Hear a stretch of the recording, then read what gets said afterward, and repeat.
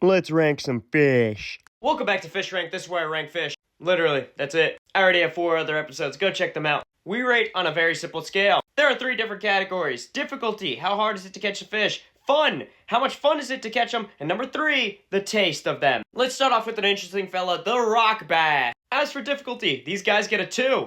The reason why is because 90% of the rock bass I've caught in my life, I've never actually tried to target them. I've just been fishing for either crappie or bass and I catch them. As for fun, I'll give them like a 4. They don't fight very hard, and a lot of times it's kind of annoying because you're trying to target something else and these guys show up. Plus, I feel like I've caught plenty of bluegill bigger than this. As for taste, I have never actually tried one, but I'm told they're similar to like bluegill and crappie, just not as good. So I'll give them like a 5. How about that? Next, we're going on to another trout, the old brown trout. As for difficulty, these guys, I'd probably say give them a 5. The reason is, as I find, if you find them in a river that they dominate, these guys are pretty easy to catch. Once they're introduced with other species, I don't know, it seems like you don't get as aggressive. I don't know why. But if you get a river filled with these guys, oh, they'll absolutely destroy your lures. As for fun, these guys get an 8. The reason why is these guys fight super hard. For the size is incredible. Especially if you catch them in a small stream, oh man, they'll put up a fight. As for taste, they get a 7. They're good.